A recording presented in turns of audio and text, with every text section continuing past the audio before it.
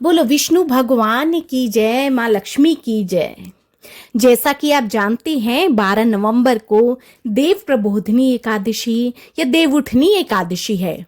पद्म और विष्णु पुराण के मुताबिक इस दिन भगवान विष्णु 4 महीने की योग निद्रा से जागते हैं।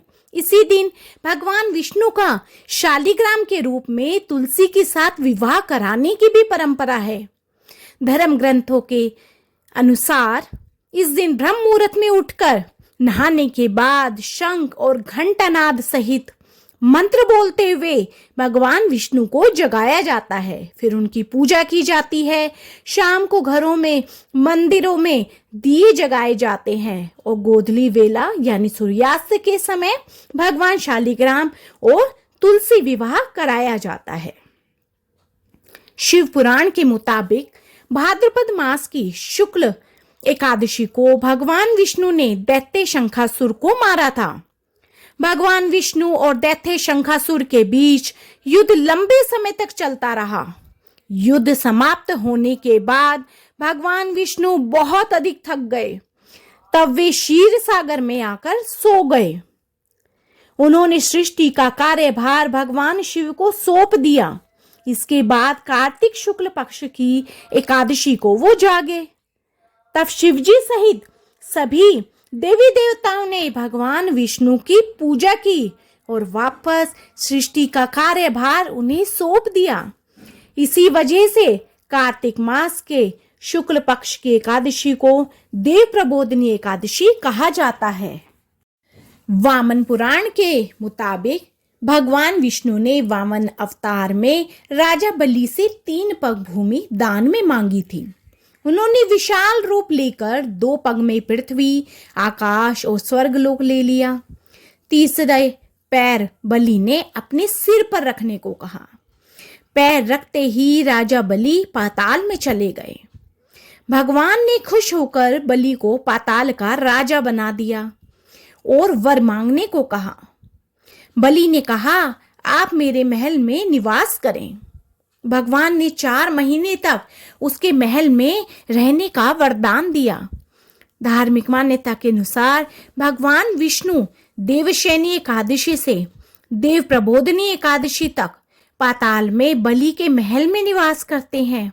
फिर कार्तिक महीने की इस एकादशी पर अपने लोग लक्ष्मी जी के साथ रहते हैं। बोलो विष्णु भगवान की जय।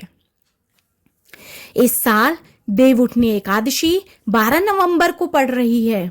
इस दिन तुलसी विवाह की भी परंपरा है। भगवान शालिग्राम के साथ तुलसी जी का विवाह होता है।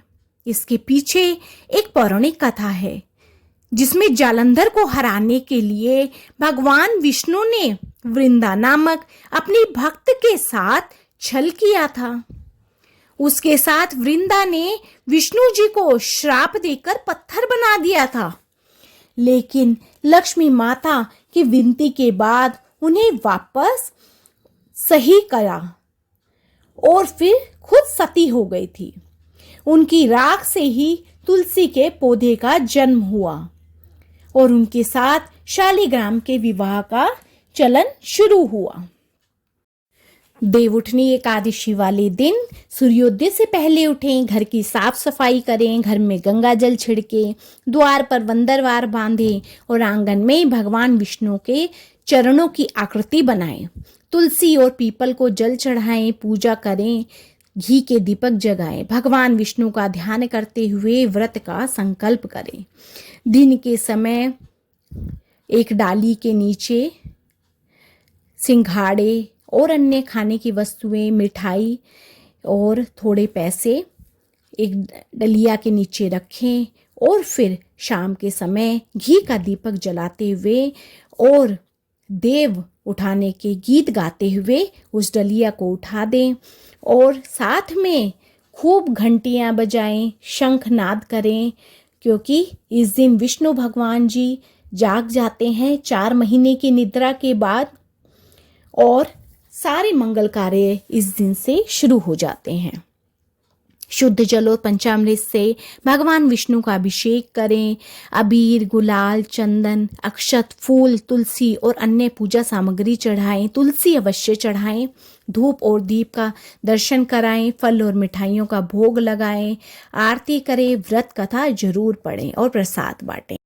तुलसी विवाह के लिए इस दिन तुलसी के गमले को अच्छे से सजाएं, उसके चारों ओर गन्ने का मंडप बनाकर उस पर सुहाग की प्रतीक चुनरी ओढ़ाएं।